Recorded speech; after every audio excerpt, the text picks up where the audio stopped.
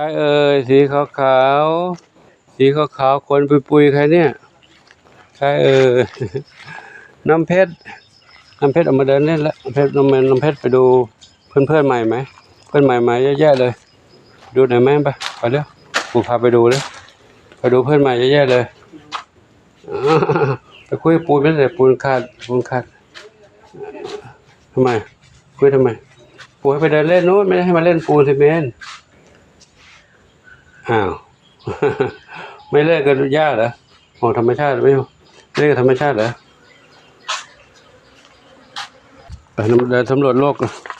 สำรวจเพื่อนใหม่เหรอเพื่อนใหม่เยอะแยะเลยวันนี้หลวงปู่ให้พาน้องปุยฝ้ายกับน้องน้ำเพชรมาเดินเล่นข้างนอกพอหลวงปู่ทำงานตรงนี้ครับ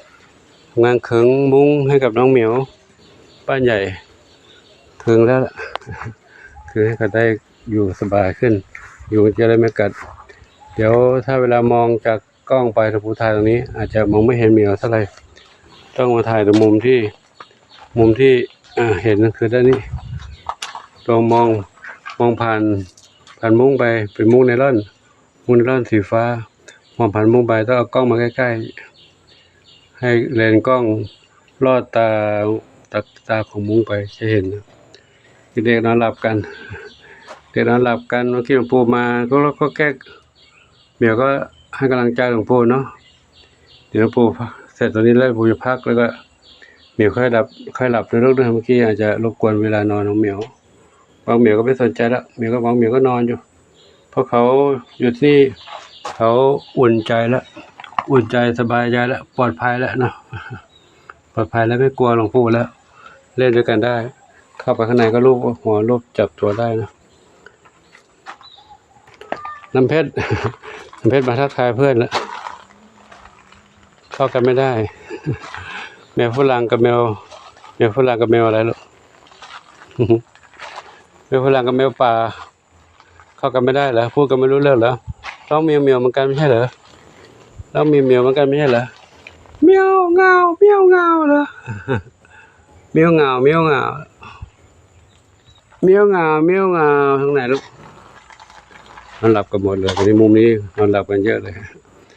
ตรงนี้มุมนี้ตั้งแต่ชั้นหนึ่งก็ลายเหมียวชั้น2ลายเหมียวชั้น3ลายเหมียวครับตอนนี้ก็เหมียวก็ได้อยู่อย่างปลอดภัยแล้วเนาะก็ต่อไปก็ดูแลเรื่องอาหารการกินแต่เรื่องห้องน้ำกินน้ำดื่มทุกอย่างก็มีให้บริการทุกอย่างเนาะ น้ำกินน้ำดื่มบริการถึงที่ห้องรวมไม่ใช่ห้องส่วนตัวนะห้องรวมที่พักรวมลูกเด้อที่พักรวมห้องน้ำก็รวมนะใช้ร่วมกันนะที่พักรวมห้องน้ำรวมอาหารบุฟเฟ่ต์ กินรวมกันแล้วนะรวมกันถ้วยเดียวกันเนาะอยู่ด้วยกันสบายๆแล้วเนาะคงรวดปลอดภัยแล้วเนาะก็ไม่ต้องห่วงแล้วลูกนะยุงก็ไม่กัดแมลงไม่ตอมอาหารก็ไม่มีแมลงเข้าไปตอมอาหารแล้วและงูเหลือมก็ไม่เข้ามาหาเนาะอยู่นี้สบายปลอดภัยส่วนอีก6 สหายชุดใหญ่ด้วยกันอยู่ทางนี้6 สหายอยู่ทางนี้2 เหมียววันนี้2 เหมียวบ้านนี้2 เหมียวให้เขาอยู่ตรงนี้แหละนะคืออยู่เป็นคู่เขาก็ไม่เหงาแล้วส่วนน้องเล็กน้องกล้วยทั้งหลายกล้วยทั้ง4อยู่ทางนี้กล้วยทั้ง4หลับไปแล้วไม่กวนเขาแล้วให้เขาหลับนะกูทำงานกลางขึงมุ้งให้เขาได้อยู่กันแล้วส่วนเด็กเล็กสมาชิกเก่า ก็อยู่คนละมุมอยู่คนละมุมไปนะตรงนั้นบ้างตรงนี้บ้างนอนกันตามสบายเลยเด็กเล็กเด็กน้อยเด็กอนุบาลเด็กเล็กเด็กน้อยทีนี้อีก1กลางคืนเขานอนตรงนี้นอนข้างบนนู้นบ้างบนนู้นก็มีนะเพียงแต่ว่าไม่มีมุ้งแค่นั้นเองเพราะเขาอยู่ด้านนอกห้องไม่มีมุ้งกลางส่วนมีแมวที่อยู่ในนี้ก็กางมุ้งนอนคู่ทำไมนี่ก็คู่หลวงปู่ตลอดเลยไม่อยากให้หลวงปู่เข้าใกล้ก็ให้อยู่ตรงนี้นี่2 เหมียวอยู่นี่เนาะ ก็ตอนนี้ก็มีสมาชิกมาครบแล้วเนาะก็คงจะ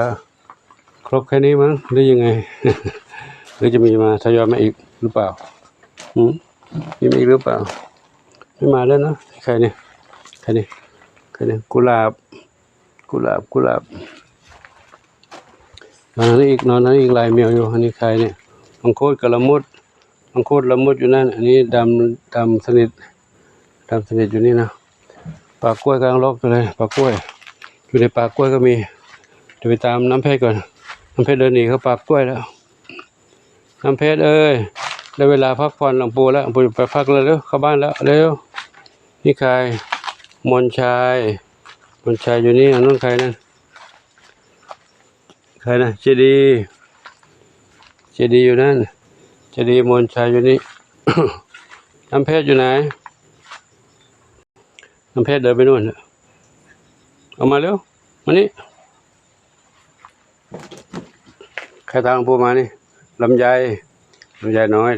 มานี่ลำไยมาน้ำเพชรมานี่มาเร็วไปมานี่นี่มาเดี๋ยวมาวีผมก่อนมาวีผมมาเร็ววีผมไปวีผมกันมานี่ดีกว่านั่งไปวีผมกันเร็ววีผมแล้วค่อยนอนค่อยพาบ้านวีผมเข้าบ้านแล้วเปิดไฟมาให้ไฟมานี่มานี่มาเข้าบ้านเร็วเข้าบ้านนี่เข้าบ้านนี่ไปไหนแล้วปุยฝ้ายน้ำเพชรเข้าบ้านแล้วส่วนแมวตอนนี้ก็นอนกันไม่กวนกันแล้วเนาะไม่รบกวนกันแล้วให้เขานอนเถอะแม่น้องน้อยอยู่ทางโน้นแม่น้องเล็กอยู่ตรงนั้นเนาะกวนกันแล้วเด้ออยู่ดีมีสุขนะลูกเด้อดีมีสุขทุกแมวนะดีมีสุขทุกแมวนะแค่นั้นเก่าอยู่ฮะทำอะไรแต่งตัว แพนด้าเท้าขาวใหญ่ขี้อ้อนขี้อ้อนแต่งตัวแพนด้าหนวดสีสุดาแพนด้าหนวดจินตลานวรัตน์น้องน้อยทั้งสี่นอนหลับลูกนอนหลับเลยนอนหลับพักผ่อนลูกนะสีสุดานี่นะข้าปู่ขอยุติคลิปไว้เท่านี้นะขออนุโมทนาสาธุกับทุกท่านที่ได้รับชมรับทราบเรื่องราวต่างๆของน้องเหมียวซึ่งการเป็นอยู่น้องเหมียวที่วัดปงชัยอยู่ดีปลอดภัยด้วยความเมตตาของ FC ทุกท่านเนาะที่ได้ร่วมด้วยช่วยกันจัดสร้างบ้านให้น้องเหมียวได้อยู่ที่อยู่อาศัยอาหารการกินเครื่องที่หลับที่นอนเครื่องนุ่งห่มต่างๆพร้อมทั้งยุกยาวิจภัณฑ์ขออนุโมทนาสาธุขออำนวยพรทุกท่านโชคดีมีความสุขสมปรารถนาทั่วกันทุกคนทุกท่านเทินสาธุอายุวันโนสุขังพระลัง